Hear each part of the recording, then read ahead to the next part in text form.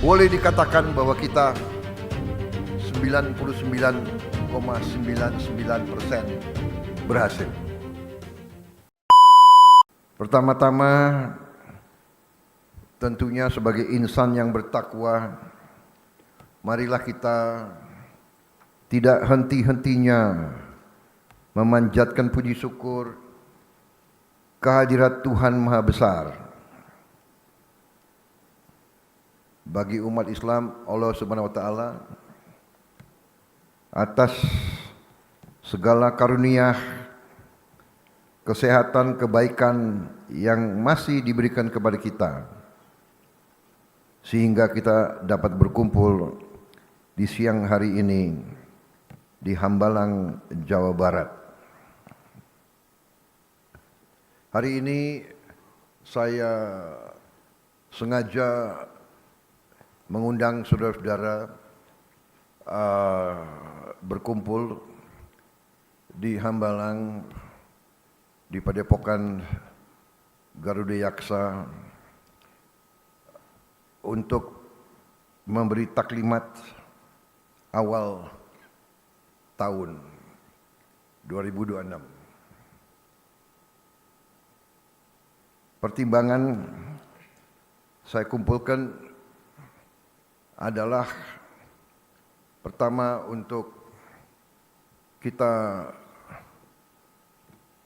evaluasi kerja kita tahun lalu. Selanjutnya kita memahami kondisi bangsa kita di tengah dinamika dan gejolak dunia. Dan selanjutnya kita melihat ke depan tahun ini, langkah-langkah apa yang harus kita laksanakan, sasaran-sasaran apa yang harus kita capai. Saudara-saudara sekalian, kita memahami bahwa kondisi bangsa kita penuh dengan tantangan dan cobaan. Yang terakhir tentunya kita memahami benar bencana-bencana yang terjadi di 3 provinsi di Aceh, tapi juga di beberapa tempat-tempat lain. Di Jawa Barat, juga di Jawa Timur, di Jawa Tengah, di beberapa tempat di lain. Jadi saudara-saudara, kita hadapi itu, dan dengan kita hadapi itu, kita memahami benar bahwa ternyata negara kita sesungguhnya memiliki kekuatan. Negara kita telah mampu dan terus-menerus membuktikan kepada rakyat kita dan sesungguhnya kepada diri kita sendiri, kepada elit kita, bahwa negara kesatuan Republik Indonesia punya kekuatan. Kita memahami itu dan kita terus telah membuktikan itu di tahun 2025 dan akan kita buktikan di tahun 2026 ini. Saudara-saudara sekalian, dengan ini semua saya ingin menggunakan kesempatan pertama di awal taklimat saya untuk menyampaikan terima kasih saya yang sedalam-dalamnya dari hati saya. Terima kasih saya sebagai presiden, sebagai pemimpin, sebagai penerima mandat dari rakyat Indonesia,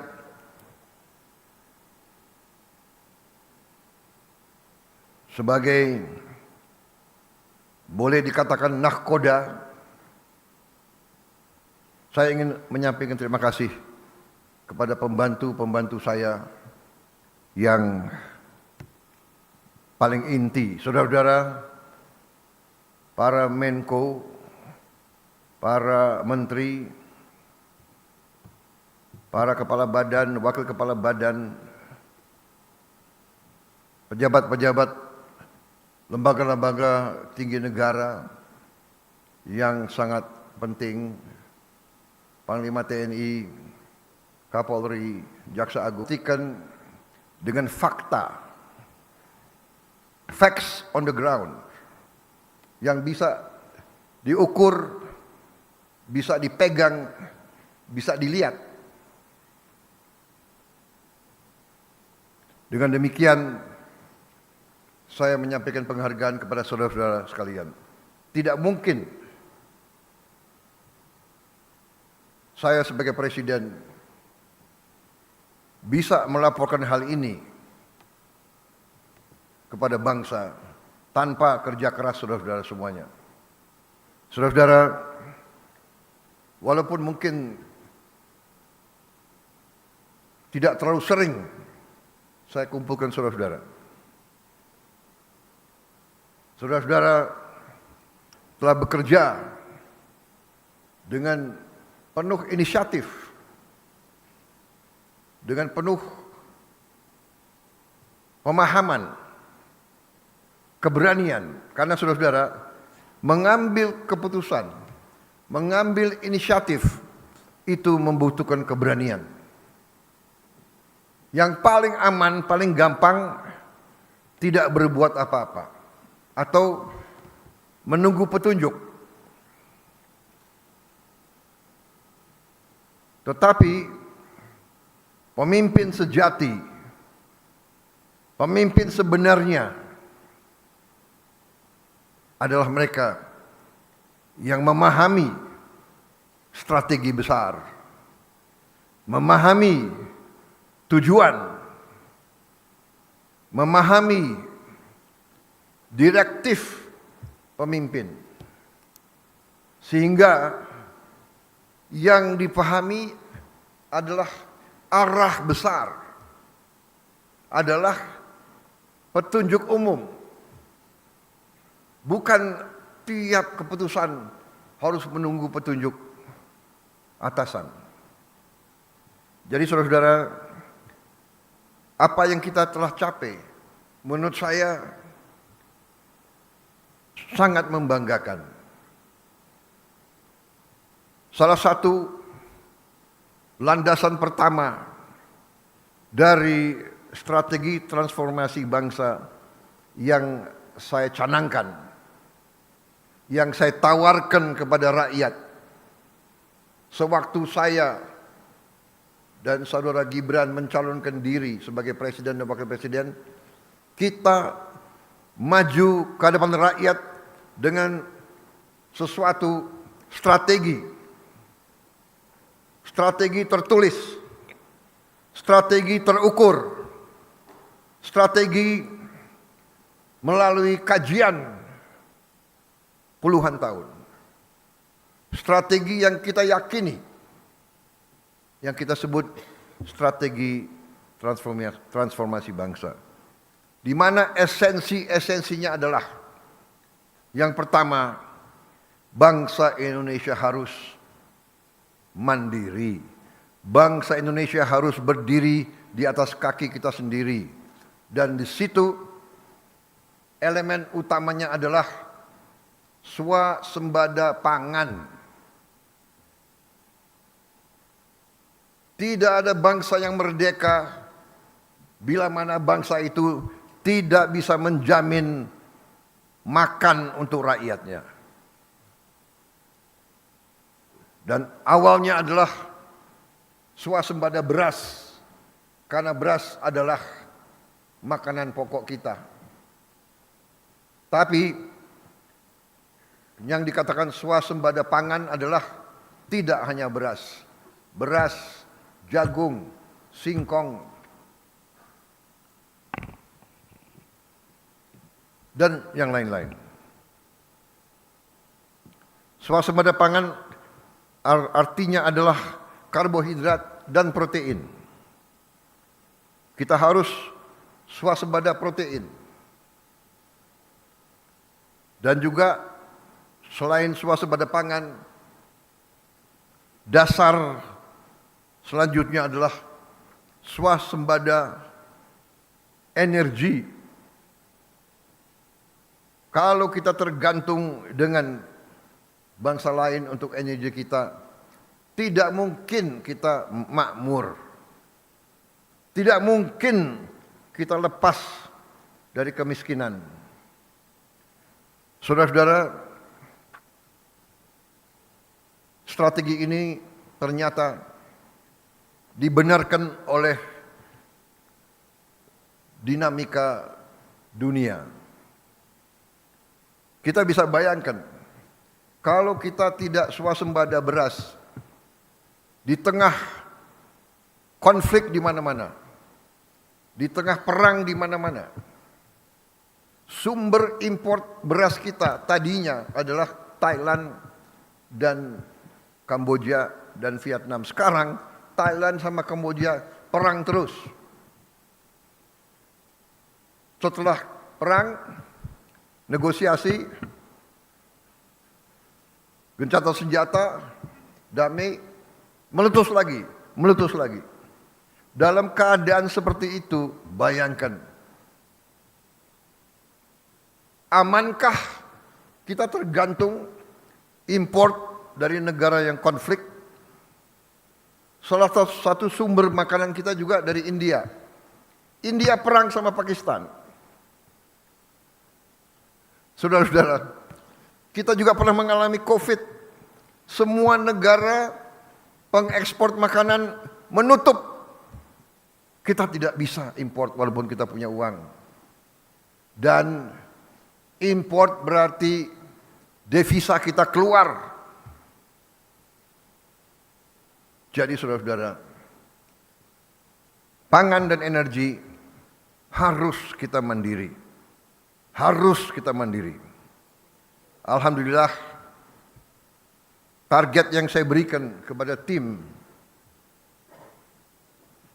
pangan kita, saya berikan target waktu awal pemerintahan yang saya pimpin adalah 4 tahun untuk swasembada pangan. Alhamdulillah, Desember 31 tahun 2025, waktu 24.00 bisa kita dengan resmi mengatakan di tahun 2025 Republik Indonesia swasembada beras.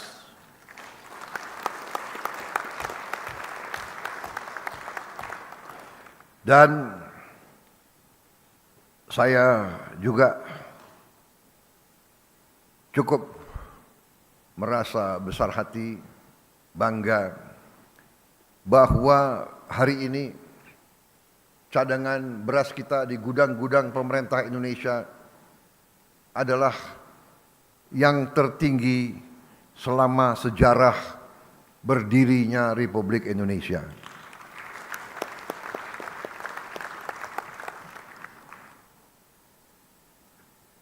Pernah di pemerintahan Presiden Soeharto, kita di puncaknya pernah punya cadangan beras di gudang pemerintah 2 juta ton. Hari ini cadangan beras kita di gudang pemerintah lebih dari 3 juta ton.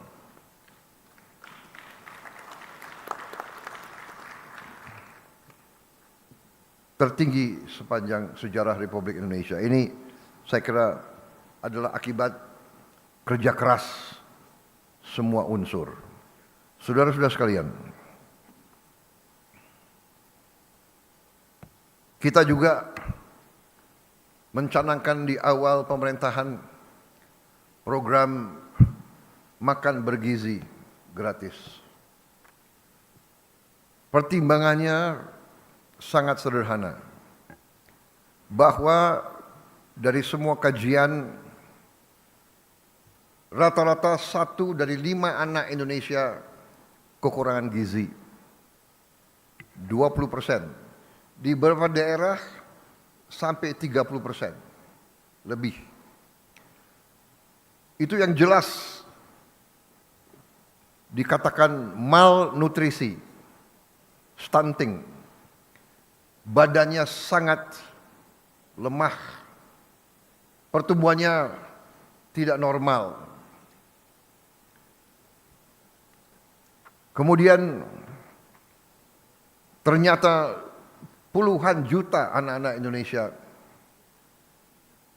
berangkat sekolah tanpa makan pagi.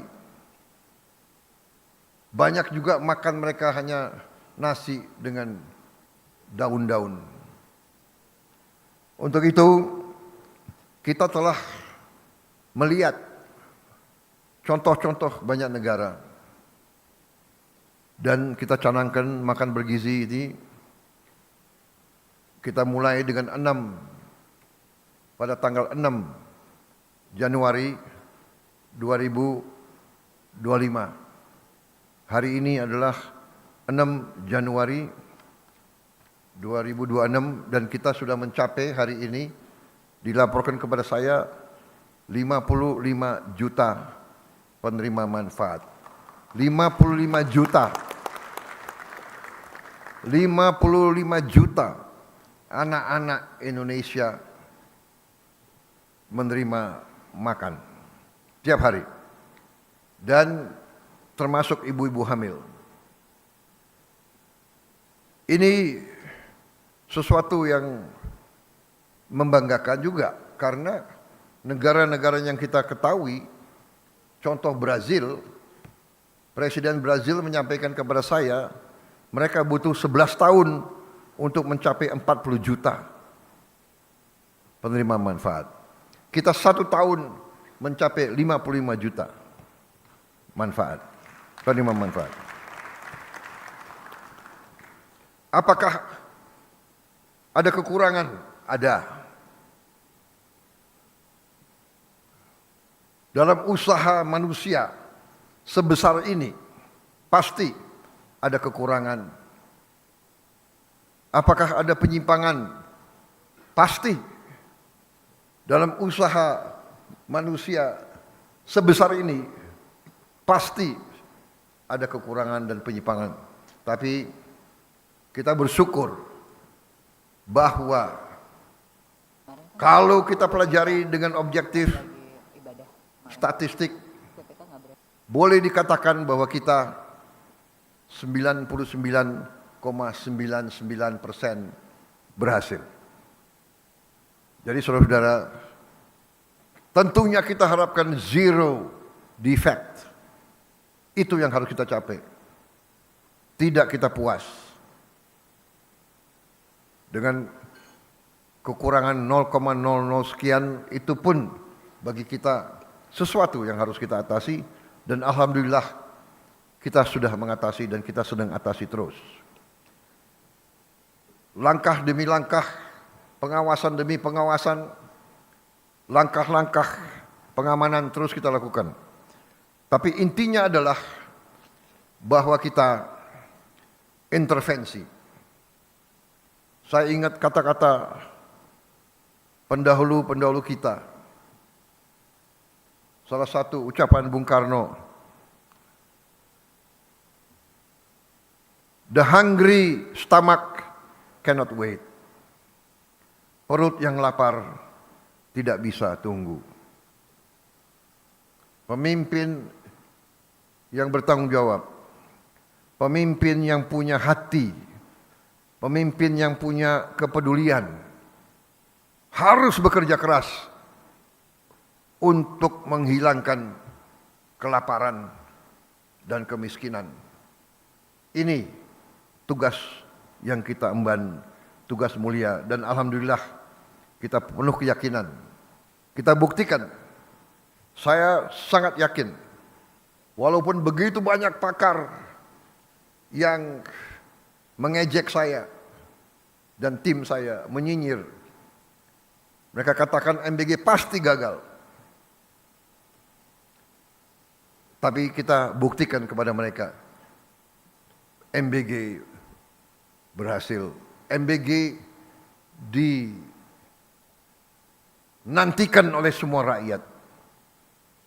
Bahkan sekarang saya repot, saya sedih kalau saya ke daerah-daerah, anak-anak panggil saya, teriak saya, "Pak, kapan kami terima MBG?"